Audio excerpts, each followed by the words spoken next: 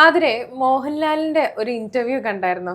നമ്മുടെ ഇരട്ടച്ചങ്കനുമായിട്ടുള്ള ഒരു ഇന്റർവ്യൂ ആണ്. എനിക്കത് കണ്ടപ്പോൾ ഒരു PR വർക്കായിട്ട് തോന്നി. അതിന് മോഹൻലാലിനെ മുൻനിർത്തി എന്നൊക്കെ എനിക്ക് തോന്നി. ഇനി എനിക്ക് മാത്രമാണോ അങ്ങനെ തോന്നിയത്, അതോ ആതിരയ്ക്കും അങ്ങനത്തെ ഒക്കെ ഫീൽ ഉണ്ടായോ ആ ഇന്റർവ്യൂ കണ്ടപ്പോ? പൊതുവേ എനിക്ക് ആ ക്വസ്റ്റ്യൻസ് ഒക്കെ കേട്ട സമയത്ത് വളരെ ഈ പറയുന്ന രീതിയിൽ പൊളിറ്റിക്കൽ ഇന്റർവ്യൂസ് ഒന്നും അല്ലാതെ വളരെ രസകരമായിട്ടുള്ള ഒരു ഇന്റർവ്യൂ ആണ്. എനിക്ക് തോന്നുന്നു പലർക്കും കണക്ട് ചെയ്യാൻ പറ്റുന്നത് പണ്ട് VS അച്യുതാനന്ദന്റെ ഇതേപോലെ ഒരു ഇന്റർവ്യൂ ഉണ്ടായിരുന്നു. ശ്രീനിവാസനായിരുന്നു തോന്നുന്നു. അവർ തമ്മിൽ ഇങ്ങനെ നടന്ന് വന്ന് സംസാരിക്കുന്ന ഒരു ഒരു രംഗം. പക്ഷെ അതിൽ നിന്ന് ഇപ്പുറത്തേക്ക് മാറുന്ന സമയത്ത് എനിക്ക് തോന്നിയത് മോഹൻലാൽ ചില ചോദ്യങ്ങളൊക്കെ ചോദിക്കും, മുഖ്യമന്ത്രി ഉത്തരം പറയും, എന്നിട്ട് മോഹൻലാൽ ഇങ്ങനെ ചിരിക്കുന്നു, ആ ശരി മിണ്ടാതിരിക്കാം, ബാക്കി കേൾക്കണ്ടാലോ എന്ന രീതിയിലേക്ക് പ്രധാനമായിട്ട് ഇപ്പൊ പുറത്തേക്ക് വിട്ടിട്ടുള്ള കുറച്ചധികം അഭിമുഖത്തിന്റെ പാർട്ടുകളുണ്ട്. അതിനകത്തിലെ ഒരു പ്രധാന പാർട്ട് എന്ന് പറയുന്നത് പുള്ളിയുടെ ഇമേജ് മൊത്തത്തിലൊന്ന് മാറ്റിയെടുക്കണമെന്ന് ഉദ്ദേശിച്ചുകൊണ്ട് എടുത്തൊരു ഇന്റർവ്യൂ പോലൊക്കെ തോന്നി എനിക്ക് ഫീൽ ചെയ്തു. കാരണം പൊതുവേ പുള്ളിയെ പറ്റിയിട്ട് എന്താ പാർട്ടിയോട് വലിയ വിദ്വേഷം ഇല്ലെങ്കിൽ ഇയാൾ എങ്ങനെയെങ്കിലും ഇറങ്ങി പോകണമെന്ന ആഗ്രഹം പാർട്ടിക്കകത്ത് തന്നെ ഉണ്ടെന്നുള്ളത് ജനങ്ങളിലേക്ക് എത്തി. അപ്പൊ ഓൾറെഡി ജനങ്ങളിൽ അങ്ങനെ ഒരു വികാരമുണ്ട്. അപ്പൊ ഒന്ന് വെളുപ്പിക്കണം, ഒന്ന് വെള്ളഭൂഷണം, അതാണ് തോന്നിയിട്ടുള്ളത്. പ്രധാനമായിട്ടും ചോദിച്ചൊരു ചോദ്യമാണ്, ഇങ്ങനെ തന്നെയാണോ മുഖം, അല്ലെങ്കിൽ ഇങ്ങനെ ഒരു ദേഷ്യത്തിന്റെ അല്ലെങ്കിൽ അങ്ങനെ ഒരു മുഖംമൂടി എടുത്ത് അണിഞ്ഞിരിക്കുകയാണോ എന്ന് ലാലേട്ടൻ ചോദിക്കുന്നുണ്ട്. അപ്പോൾ ഇദ്ദേഹം പറയുന്ന ഒരു കാര്യം എന്ന് പറയുന്നത്, എന്നെ ഇങ്ങനെ ബ്രാൻഡ് ആക്കിയിരിക്കുകയാണ്. എനിക്കത് കേട്ട സമയത്ത് ഫസ്റ്റ് കണക്ട് ചെയ്യാൻ പറ്റുന്നത് ബ്രാൻഡ് എന്ന് പറയുന്ന ഒരു കാര്യമുണ്ടല്ലോ. പുള്ളി മുഖ്യമന്ത്രിയും അത് തന്നെയാണ് ഉപയോഗിച്ചത്. എങ്ങനെയെങ്കിലും ഈ പറയുന്ന മോഹൻലാൽ എന്ന് പറയുന്ന ബ്രാൻഡിലൂടെ എങ്കിലും ഇനി ജയിക്കാൻ പറ്റുമോ നോക്കാം, ഭരണത്തിലേക്ക് വരാൻ പറ്റുമോ നോക്കാം. അതാണെന്ന് തോന്നുന്നു ഈ പറയുന്ന ഇന്റർവ്യൂ കൊണ്ട് ഉദ്ദേശിച്ചിട്ടുള്ളത്. അതേപോലെ പറയുന്നത്, എന്നെ ഇങ്ങനെ ബ്രാൻഡാക്കി മാറ്റിയതാണ്, ഞാൻ അങ്ങനെയൊന്നുമല്ല. എനിക്ക് പണ്ടത്തെ പുള്ളിയുടെ ഒരു ഡയലോഗ് ഉണ്ടായിരുന്നല്ലോ, ഞാൻ വടിവാളുകളുടെ ഇടയിലൂടെ നടന്നു പോയിട്ടുള്ള ഒരാളാണ്. ആ രീതിയിലൊക്കെ എനിക്ക് പാർട്ടിയെ മാത്രമേ ഉള്ളൂ ഭയം, എനിക്ക് വേറെ ആരെയും ഭയമില്ല, ഞാൻ അങ്ങനെ തെറ്റ് ചെയ്തിട്ടുള്ള ഒരു മുഖ്യമന്ത്രിയല്ല, ഞാൻ വളരെ സത്യസന്ധനാണ്. ആ രീതിയിലേക്ക് സ്വന്തമായി വെളുപ്പിക്കാൻ വേണ്ടിയിട്ട് എടുത്തു വെച്ചിരിക്കുന്ന ഒരു ഇന്റർവ്യൂ ആയിട്ടാണ് തോന്നിയിട്ടുള്ളത്. ഈ നമ്മള് മിക്കപ്പോഴും മുഖ്യമന്ത്രിനെ കണ്ടിട്ടുള്ളത് ഭയങ്കര ധാർഷ്ട്യം മനസ്സിൽ കൊണ്ടു നടക്കുന്ന ഒരാളാണ്. അല്ലെങ്കിൽ പുറത്തേക്ക് അത് കാണിക്കാറുമുണ്ട് ചില സമയത്ത്, ഭയങ്കര ഒരു പുച്ഛഭാവം അങ്ങനെയൊക്കെ കാണുമ്പോഴേക്കും ഭയങ്കര ഒരു അഹങ്കാരം, ആ ഒരു ഫീല് മാറ്റാൻ വേണ്ടിയിട്ടാണ് കുറച്ച് ചിരിച്ചു കളിച്ച ഒരു ഇന്റർവ്യൂ കൊടുക്കുമ്പോഴേക്കും അത് ലാലേട്ടന്റെ അടുത്ത് ആവുമ്പോഴത്തേനും അതിനുള്ളൊരു രസം കൂടി ഉണ്ടാവുമല്ലോ. അദ്ദേഹത്തിന്റെ ആ ഒരു കോംബോയിൽ അത് വർക്ക്ഔട്ട് ആവും എന്ന് വിചാരിച്ചിട്ടാണ് തോന്നുന്നത്. ഞാനൊരു റീല് കണ്ടിട്ടുണ്ടായിരുന്നു. അപ്പൊ ആ റീലിന്റെ അടിയിൽ കമന്റ് വന്നേക്കുന്നത് ഇതാണ്, ഇയാൾക്ക് ഇങ്ങനെ ഒരു മുഖം ഉണ്ടോ എന്ന് ചോദിച്ചിട്ട് ഒരാള് കമന്റ് ചെയ്തേക്കുന്നു. അപ്പൊ അത് തന്നെയാണ് ഉദ്ദേശം എന്നുള്ളത് വ്യക്തമാണ്. അല്ല, പുള്ളി അത് കാണുന്ന സമയത്താണെങ്കിലും നമുക്കാണെങ്കിലും തോന്നുന്ന കാര്യമാണ്, സ്ക്രിപ്റ്റിങ്ങിലാണ് അത് പോയിട്ടുള്ളത്. കാരണം വളരെ വ്യക്തമായിട്ടുള്ള ചോദ്യങ്ങൾ, അതിനകത്തിൽ വളരെ പ്ലാൻഡ് ആയിട്ടുള്ള മറുപടികൾ. ചെറുപ്പകാലത്തെ പറ്റി പറയുന്നുണ്ട്, ഒരു ജീവചരിത്രമൊക്കെ ഒരാൾ പറഞ്ഞു കേൾപ്പിക്കുന്നതൊക്കെ പോലെ എൻ്റെ ലൈഫ് ഇങ്ങനെയായിരുന്നു. പുള്ളി പൊതുവെ തൻ്റെ ലൈഫിനെ പറ്റിയിട്ട് ഈ പ്രസംഗമുഖങ്ങളിലൊക്കെ സംസാരിക്കുന്ന നമ്മൾ കേട്ടിട്ടുണ്ട്, വളരെ ആക്രോശിച്ചുകൊണ്ട്. മണിയാശാന്റെ തന്നെ മറ്റൊരു വെർഷനായിട്ടൊക്കെയാണ് പുള്ളിയെ തോന്നിയിട്ടുള്ളത്. ഞാൻ വലിയ സംഭവമാണ്, അല്ലെങ്കിൽ ഞങ്ങൾ ഇത്ര വലിയ കാര്യം ചെയ്തിട്ടുണ്ട്. അതിനകത്തിൽ നിന്ന് ഒരു പൂക്കി മൂഡിലേക്ക് മാറി ഒരു ഇദ്ദേഹത്തിന്റെ ചെറുപ്പകാലങ്ങളെ പറ്റി പറയുന്നു. ലാലേട്ടന്റെ ഇഷ്ട സിനിമ ഏതാണെന്ന് പറയുന്നു. എന്റെ ഏതെങ്കിലും ഡയലോഗുകൾ ഓർമ്മയുണ്ടോ എന്ന് ചോദിക്കുമ്പോൾ അതിനകത്തിൽ പോലും ആ പറയുന്ന വിജയ എന്ന് പറയുന്ന, എന്ന് വെച്ചാൽ എന്താണ് ഇവിടെ നടന്നുകൊണ്ടിരിക്കുന്നത്, ഈ പറയുന്ന ബ്രാൻഡിങ്.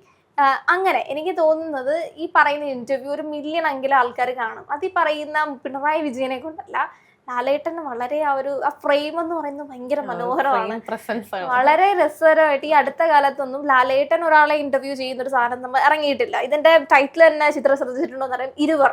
അതിലും നോക്ക് ചിത്രം എല്ലായിടത്തും ലാലേട്ടൻ ബ്രാൻഡിങ് ആണ്.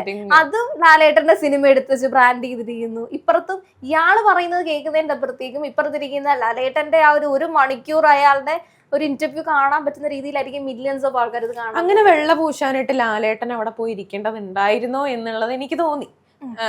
ലാലേട്ടൻ അങ്ങനെ നമ്മൾ കാണാൻ ആഗ്രഹിക്കുന്നില്ല. ലാലേട്ടൻ എങ്ങനെയാണോ അങ്ങനെ തന്നെ കാണാനാണ് ആഗ്രഹിക്കുന്നത്. കുറെ ആൾക്കാര് പറഞ്ഞിട്ടുള്ള ക്വസ്റ്റ്യൻസും കാര്യങ്ങളൊക്കെ ചോദിച്ച് അവരെ വെളുപ്പിക്കേണ്ട കാര്യമുണ്ടോ എന്നുള്ളത് പൊളിറ്റിക്കൽ രീതിയിലേക്ക് പോകുന്നില്ല. എനിക്ക് തോന്നി ഈ ഒരു ഇന്റർവ്യൂവിന്റെ ഒരു പ്രത്യേകത എന്ന് പറഞ്ഞു കഴിഞ്ഞാല്, ഈ രാഷ്ട്രീയ വികസന പദ്ധതികൾ അങ്ങനെയൊക്കെ പറഞ്ഞ് അങ്ങനെ ഒരു വെളുപ്പിക്കൽ മൂഡിലേക്കല്ല ഈ സാധനം പോകുന്നത്. എന്ന് വെച്ചാൽ ഞാനും ചിത്രയും കൂടെ സ്വാഭാവികമായി സംസാരിക്കുന്ന ഒരു രീതി, ചിത്രയുടെ ഇങ്ങനെ തന്നെ ആണോ, ചിത്രയുടെ ഈ ഒരു ഞാൻ ഓഫീസിൽ കാണുന്ന പോലെ തന്നെ ആണോ, പുറത്തെ ലൈഫ് എന്താണ്, അങ്ങനെ രീതിയിൽ ചിത്രയുടെ മറ്റൊരു വേർഷൻ ഞാൻ ജനങ്ങളിലേക്ക് എത്തിക്കുക. അങ്ങനെ ഈ പറയുന്ന രീതിയിൽ ഉണ്ടായിട്ടുണ്ടായിരുന്ന നെഗറ്റീവ് ഇമേജ് മാറ്റിയെടുക്കുക. അതിന്റെ അപ്പുറത്തേക്കും ഈ വീരവാദങ്ങളൊന്നും അതിനകത്ത് മുഴക്കുന്നില്ല. വളരെ സിമ്പിൾ ആയിട്ടുള്ള ഒരു ഇന്റർവ്യൂ സ്ട്രാറ്റജിയാണ് അതിന്.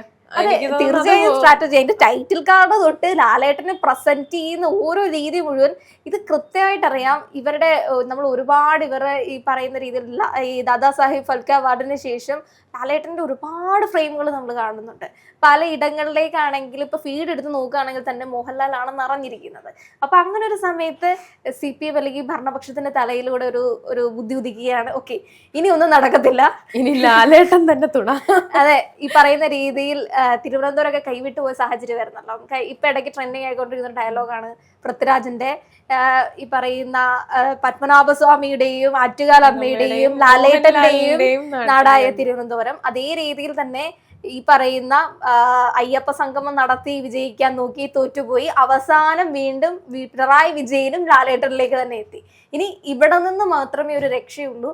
ഇത് കണ്ടിട്ടെങ്കിലും ഈ പറയുന്ന ലാലേട്ടനോടുള്ള ഒരു ആരാധന എന്ന് പറയുന്നൊരു ഫാക്ടർ ഉണ്ടല്ലോ. ഓക്കെ, ലാലേട്ടൻ ഇനി ഇഷ്ടമുള്ളത് പിണറായി വിജയനെ ആയിരിക്കുമോ? ഇപ്പൊ ചിത്ര തന്നെ ചോദിച്ചില്ലേ, എന്തുകൊണ്ടായിരിക്കും ഇങ്ങനെ ഒരു വെള്ളപൂശൽ പരിപാടിക്ക് ലാലേട്ടൻ നിന്ന് കൊടുത്തത്? അപ്പൊ ഇതേപോലെ ഇങ്ങനെയെങ്കിലും കുറച്ച് ഈ പറയുന്ന വോട്ടുകൾ അങ്ങോട്ട് കിട്ടും എന്ന് പറയുന്ന ഒരു നിഷ്കളങ്കത കണ്ടിട്ട്, അല്ലെങ്കിൽ അങ്ങനത്തെ കുറച്ച് ചിരിയും കളിയും തമാശയൊക്കെ കാണുമ്പോഴേക്കും ഇങ്ങനെ ഒരു പിണറായി വിജയൻ ഉണ്ടാവുമല്ലോ, അപ്പൊ ഇനി വന്നു കഴിഞ്ഞാൽ ഇതുപോലൊരു പിണറായി വിജയനെ ആയിരിക്കുമല്ലോ നമ്മൾ കാണുന്നത് എന്നൊക്കെ വിചാരിച്ചിട്ട് ആളുകൾ വോട്ട് ചെയ്യുമായിരിക്കും എന്നുള്ളൊരു പ്രതീക്ഷയിലായിരിക്കാം പഴയ സ്ട്രാറ്റജി ആണ്. ഞാൻ തുടക്കത്തിൽ പറഞ്ഞ പോലെ തന്നെ അന്ന് ഈ അച്യുതാനന്ദന്റെ അതേ സഖാവിന്റെ ഒരു ഇന്റർവ്യൂ നമ്മൾ കണ്ടിട്ടുണ്ടായിരുന്നു. പക്ഷെ അത് നമ്മളൊന്ന് ആലോചിക്കണം, അല്ലെങ്കിൽ ഈ പറയുന്ന സഖാക്കന്മാരും ഒന്ന് ആലോചിക്കണം. അത് അച്യുതാനന്ദനായിരുന്നു, ഇത് പിണറായി വിജയനാണ്. നമ്മള് ഇദ്ദേഹത്തിന്റെ പൊതുവെ ജനങ്ങളോടുള്ള അല്ലെങ്കിൽ മാധ്യമങ്ങളോടുള്ള രീതി നമ്മൾ പൊതുവെ കണ്ടുകൊണ്ടിരിക്കുന്നതാണ് ഡെയിലി. അതിന്റെ അപ്പുറത്തേക്കും ഒരു സ്ക്രിപ്റ്റഡ് ആയിട്ടുള്ള, അല്ലെങ്കിൽ നമ്മളിപ്പോ ഒരു നേതാവിനെ എടുത്ത് കാണാൻ ചെല്ലുമ്പോൾ തന്നെ അവർ ചോദിക്കുന്ന ഒരു കാര്യമാണ്, എന്തൊക്കെയാണ് ചോദിക്കുന്നത്, നിങ്ങൾ എന്തിനെ പറ്റിയിട്ടാണ് സംസാരിക്കുന്നത്. ഒരു മാധ്യമ പ്രവർത്തനോട് തന്നെ ഒരു ഇന്റർവ്യൂയിലേക്ക് നമ്മൾ ചെല്ലുന്ന സമയത്ത് തന്നെ ഇന്റർവ്യൂസ് ചോദിക്കണം എന്താണെന്ന് ചോദിക്കും. അപ്പോൾ ഇങ്ങനെ ഒരു ജനപ്രിയ നായകൻ ഒരു ഇന്റർവ്യൂ അല്ലെങ്കിൽ ഇങ്ങനെ ഒരു പദ്ധതി അവര് ചെയ്യുകയാണ്. അപ്പോൾ സ്ക്രിപ്റ്റഡ് അല്ലാതിരിക്കൂ, കൃത്യമായി PR കൊടുത്തിട്ടുള്ള സ്ക്രിപ്റ്റഡ് തന്നെയാണ് ഇത് ചോദിക്കുക. ജനങ്ങളുടെ പൾസ് അടിയില്, അതായത് കമന്റിന്റെ കൂട്ടത്തില് ലാലേട്ടൻ ഇതിന് എത്ര വാങ്ങിച്ചിട്ടുണ്ടാവും പ്രതിഫലം എന്നുള്ളതും കമന്റിൽ ഉണ്ടായിരുന്നു. അതെനിക്ക് ഭയങ്കര രസകരമായിട്ടുള്ള ഒരു കമന്റ് ആയിട്ട് എനിക്ക് ഫീൽ ചെയ്തു. ലാലേട്ടനെ സംബന്ധിച്ച് അയാൾക്ക് ഇനി ഒന്നും വാങ്ങിക്കേണ്ട ആവശ്യമില്ല. കാരണം പുള്ളിയെ സംബന്ധിച്ച് സർക്കാർ കൊടുക്കുന്ന പൈസ കൊണ്ട് അയാൾക്ക് ഒരു ആവശ്യമില്ല. അത് മേടിക്കരുത്, അങ്ങനെ എന്തെങ്കിലും മേടിച്ചിട്ടുണ്ടെങ്കിൽ മേടിക്കരുതായിരുന്നു ലാലേട്ട. അല്ല അങ്ങനത്തെ ഒരു സാഹചര്യം ഉണ്ടെങ്കിൽ തന്നെ അതിനകത്ത് ഒരുപാട് ആൾക്കാർ കണ്ണീരുണ്ടെന്നുള്ളതാണ് സത്യാവസ്ഥ. അതിന്റെ അപ്പുറത്തേക്കും ഇതൊരു കൃത്യമായിട്ടുള്ള ഒരു ബ്രാൻഡിങ്.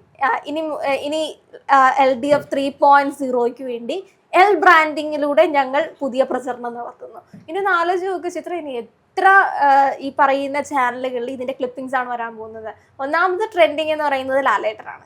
ആ ട്രെൻഡിങ്ങിനോടൊപ്പം ഈ പറയുന്ന ആള് ഈ പറയുന്ന ലഡുവിനകത്തിലിരിക്കുന്ന ഉണക്കമുന്തിരിങ്ങ പോലെ ഇതിനെ എല്ലാവരും കാണുള്ളൂ എന്നുള്ളതാണ് സത്യാവസ്ഥ. ഞാൻ തന്നെ ഈ ഒരു ഇന്റർവ്യൂ കാണുന്ന സമയത്ത് ഫ്രെയിമിങ് ശ്രദ്ധിച്ചാലറിയാം, ഒരു പുള്ളി സംസാരിച്ചോണ്ടിരിക്കുമ്പോ തന്നെ സ്വിച്ച് ചെയ്യുന്ന ആൾ, എനിക്ക് തോന്നുന്നു സ്വിച്ച് ചെയ്യുന്ന ആള് ലാലേട്ടൻ ഫാൻ ആയിരിക്കും. ഒരു കുറേ തവണ ലാലേട്ടനെ തന്നെ ഈ പറയുന്ന സ്വിച്ച് ചെയ്യുന്ന ആള് വെച്ചിട്ടുണ്ട്.